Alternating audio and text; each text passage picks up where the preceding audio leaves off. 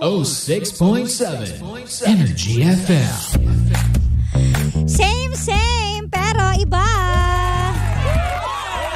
Oras natin, 2:22 na ng hapon. Yes, maligayang pagbabalik sa ating lahat. Bonding moments na naman tayo. Yes, with me, Gandang Cara, and with Tita Cara. Hello, mga pangga. Hi. Welcome back. Thank you. Napaka-colorful naman ang outfit mo. Uy, parang hindi ka naman colorful sa yellow mo. Oo nga, ano naman ako, Mickey Mouse, di ba? Ayan o. Oo nga. Mickey Mouse, cutie-cute Bumabalik lang. ka sa pagkabata. Correct. Pero ang mga nararamdaman mo, hindi pang bata. Pang matanda. Pang matanda ang nararamdaman ko, di ba? Oo nga. How's your back? Masakit pa din. Masakit pa rin siya, pero mas malala yung kahapon. So, nabawasan naman ngayon. Sabi ng mga ng mga mamis, magpatingin ka na daw sa doktor. Alam mo, lalo pang sumakit kasi pag uwi ko kahapon, di ba nag-drive ako? Oh. Masakit pag nakaupo. Oo. Pag nakaupo, nakasandal sa driving. Sabi ko, shucks, gusto ko na umuwi. Nagsundo pa ako sa school. Actually, masakit talaga kapag Sabi ko, shucks, ang sakit. upo. Mas masarap sa pakiramdam kapag nakahiga kasi nakarest siya. Pero pag upo, hirap na hirap ako. Lalo na kapag nakatagilid, masarap sa pakiramdam. Oo, pag nakatagilid. Kaya yun. Pero naitawid ko naman kahapon. So, feeling ko nga may naipit na ugat. Sana, hindi naman ako doktor, pero di ko kasi alam saan magpa-check up eh. Ano lang, sa mga ini-schedule kasi yun, hindi agad-agad eh. Diba? Pag nag-emergency ka. Mahal te, pag emergency, lahat kukunin sa'yo. Di ba? Wala naman tayong Yun lang. Pwede ba natin XD lang emergency? Charis. Pag nakabili na ako ng health card. Oo nga. Alam mo, Pwede pangarap ko din niya magkaroon ng health card. Hair card. Oo, hair card. Gusto ko rin magkaroon ng health card. Kaya nga, tara na, kumuha na tayo. Pero sabi nila kasi di ba may mga nararamdaman na tayo, mas mahal na daw kapag ganun. Oo nga. Ewan ko. Naku. Huwag muna tayo magpaabot sa may mararamdaman. Ngayon pa lang Grabe naman tayo. Kasi ang So yun. But anyways, ayun na nga. Ang ating story ngayon ay about... Bakit ang tigas ng boses ko? Kasi kumanta ka at lalaki ka na. Ay, abangan nyo yan. May i-upload kami ni Gandang Cara soon. Correct. O ayan. Si Claire, ang ating story ngayon. Si Claire ay... may trust issues na sa friend. Saan? Sa friend? Meron siyang best friend for a very long time na nagsimula silang maging magkaibigan mula pa nung grade school sila. So, for sure, kapag may ganun kang kaibigan, sasabihin mo naman talaga lahat, di ba? So, sinabi niya yung taong gustong-gusto niya, yung lalaki, sa university nila nung nagdalaga na sila. Kasi long time ago, pa-crush na yung matagal na. So, nung sasabihin niya na aamin na ako sa ganitong araw, yun din pala yung araw na umami na rin yung best friend niya dun sa lalaki. Tapos matagal pala sila nag-uusap, hindi niya alam. Ganon. So, parang best friend ba ang matatawag mo sa may mga sikreto? O natatakot lang talaga siya na masaktan yung friend niya kaya nilihim na lang niya. Oo nga. Diba? Kasi, di natin alam kung anong reason niya. There's always two sides of the stories. Pero ang nakikita ko lang dito, kapag best friend mo kasi ang isang tao, pagkakatiwalaan mo. At kapag nasira yung trust na yon, mahirap nang ibalik. So, ngayon pa lang, diba, sabihin nyo na kung ano yung mga dapat sabihin. Kasi yun, dapat conscious siya dun sa ginagawa niya di ba? Ako kasi, ito personal experience ko to naranasan ko mas snakey-sir na sa akin yung Mas snakey-sir na talaga. As in talagang jowa ko na. Tapos na snakey-sir na ng friend. Sa mga pangga natin, kung di nyo alam kung ano yung snakey-sir na, is yung mga snake, ahas. Or manunulot. At sabi nila ang ahas daw kahit magpalit-palit ng balat ay mananatiling ahas. At ang ahas ay hindi dapat nasa syudad kundi nasa gubat. At marami tayong kakilayang ganyan. Na yun. Nagkatitigan kami dalawa. So yun, ano masasabi mo dyan? Alam mo, sa totoo lang, noong una sumama yung loob ko na naahasan ako ng jowa. Pero nung nagtagal na, parang sabi ko sa sarili ko, parang okay lang din. Kasi baka inaadya ng Diyos na mapunta sa kanya. Alam mo ba yung lalaki?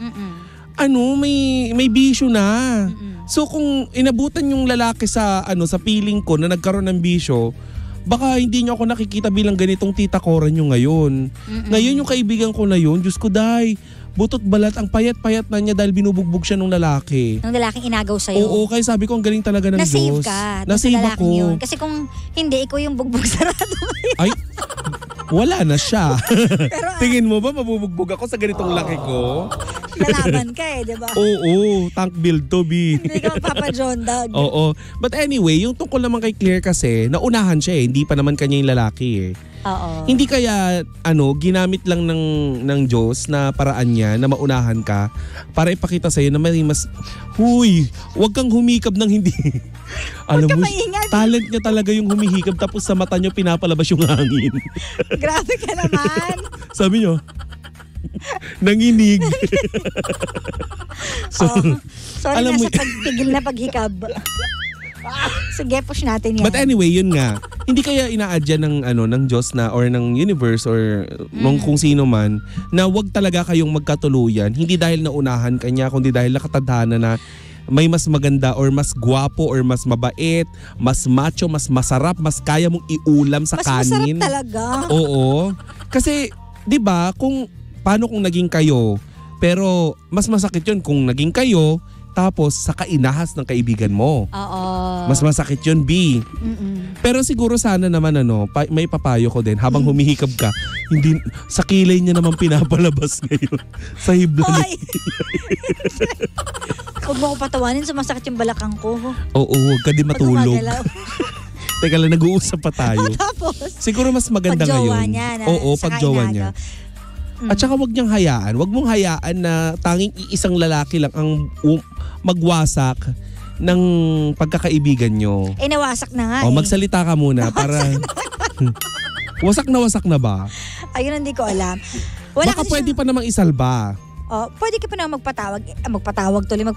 It's up to you lang naman kung paano mo tatanggapin yung round 2 ng friendship ninyo. Kumbaga second chapter na Ikaw, alam ko marami sa'yo ang mga na-friendship over mo na Lately, alam ko marami yan Bakit lately? Sobra ka naman. Hindi, na-experience ko din yan. Ilang beses.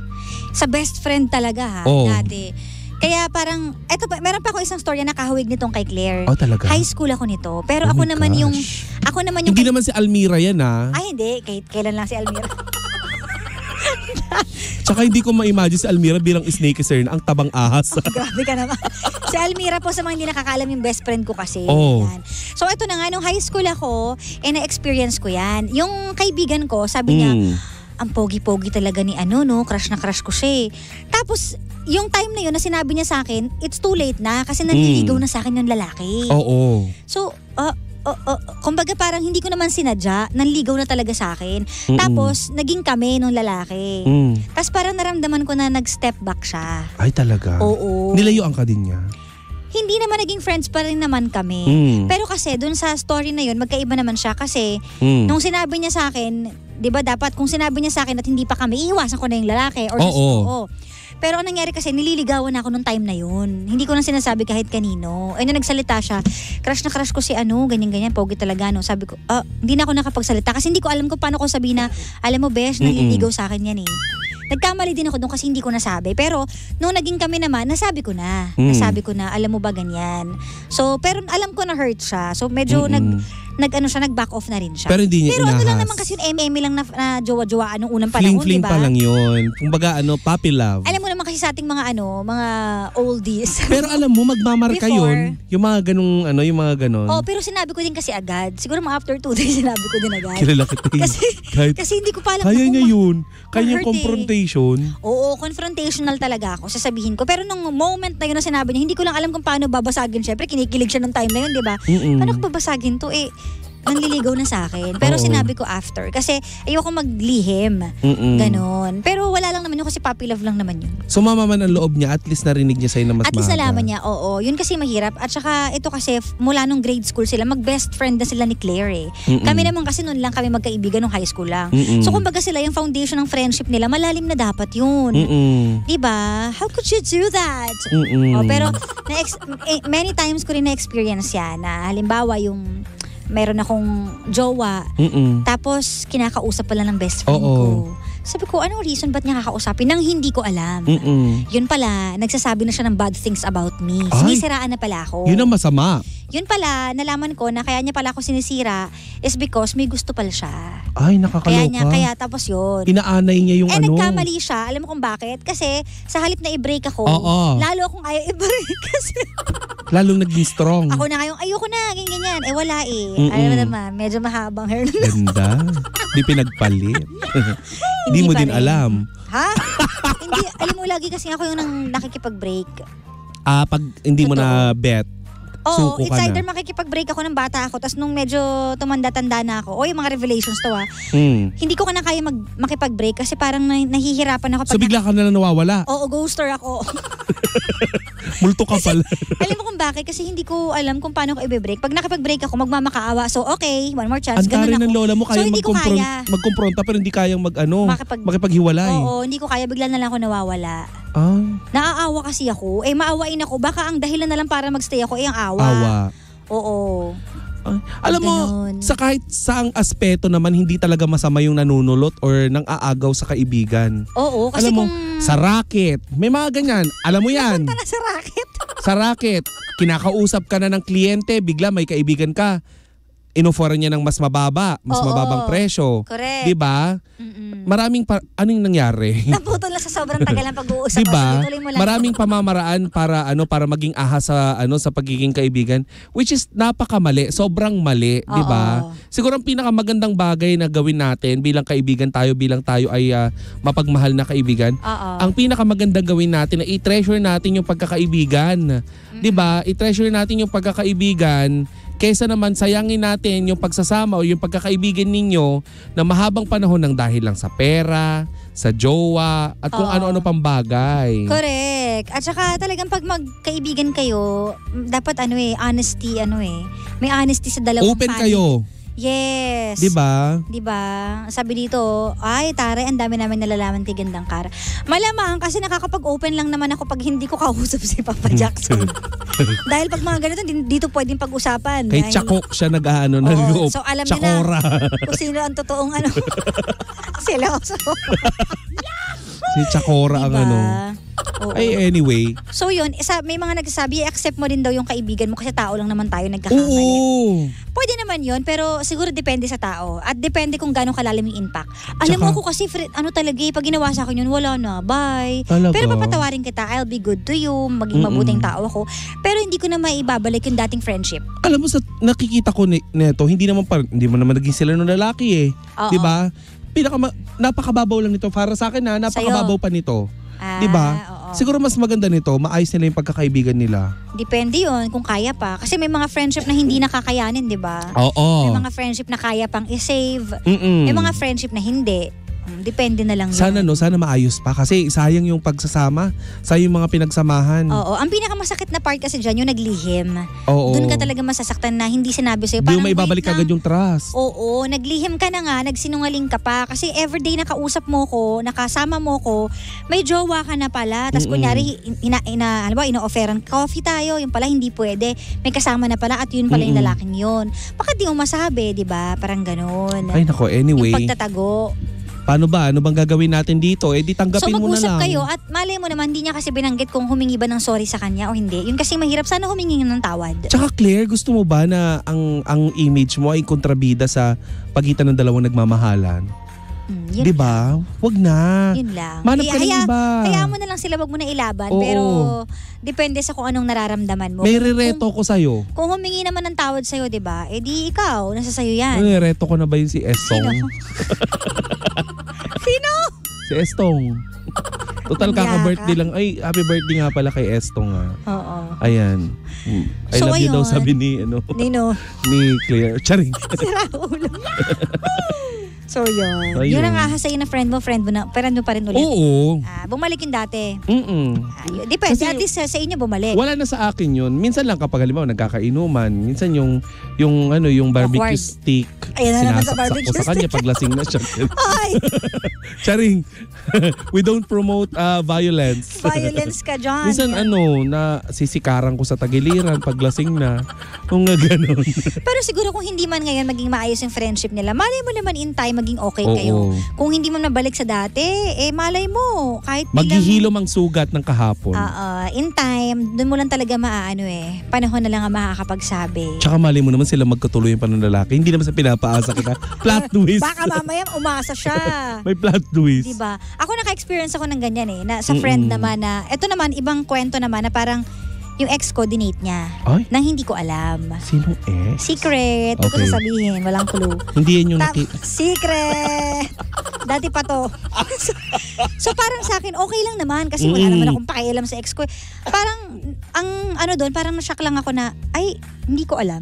Ganon. So doon talaga nang gagaling sa, dapat alam mo din. So Mas dapat kung alam mo lahat? kaibigan, Talaga ba? Kapag kaibigan mo, kailangan alam mo kung lahat? kaibigan kayo at lagi kayo nagbabanding, bakit anong way para, anong reason mo para hindi sabihin? Oo. Kung wala namang masama doon, Importanteng pass bagay naman na yun. yun. Bakit hindi mo sasabihin? Oo. So halimbawa, dumating ang panahon, kinasal sila. So hindi ako invited kasi secret. Oh. Paano yun? Diba? Oo nga, may karapatan ka magdamdam. Sa akin wala naman yung ganun. So NFO mo din yon yung babae na yon. FO ba ka? Hindi naman. Oo. Dati pa naman kasi to. Nagko-collab. Vlogger ba yon? Hindi. Hindi. Dati pa to. Huwag kang mag-fishing kasi wala kang makukuha.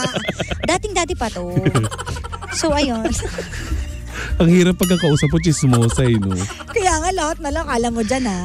But anyways, ayun wala na. na Kung Ay, nagsabay tayo sa anyways. Oo nga, sige. Money for us. 1, 2, 3. Teka lang, wala pa akong wish. Teka lang. 1, 2, 3. Red. Blue. Ano ba Ay, yan? wala Bakit talaga. naman ganun lang pera? Oo. Pero din ang akin. Puro pera winish ko, wala naman. Ayan, so masasabi lang Ba namin, yan? mas maganda maging honest ka na sa kaibigan mo. Kasi trust starts with the truth and ends with the truth. So always tell the truth. Sincerely, diba? Kara! Oo. Okay. Diba? The truth might hurt, pero at least masasalba kayo, diba? Sa kung ano man. Anyways, thank you so much, Tita Cara. Walang anuman. Yes, maraming salamat. May bukas pa naman, 12 noon to 3 p.m. Oo. Abangan nyo ha, yung ilalabas namin kanta ni Gandang. Uy! Yes. Album! Kaya nga eh. O siya, susunod na po si Sheena at si Jimbo. Kaya naman yan po ang dapat niyang pakaabangan. Oy, at saka ano ha? Babating ka ba? Hindi. Ipaalala natin sa ating mga pangga na nahulaan na po kaninang umaga sa programa ni DJ Baby Toby. Ay, ayan. Pero iparinig yung natin. iparinig natin Ito yung kasi ito yung tunog. Ito ba yun? Oo. Yan. Teka lang hinaan ko yan.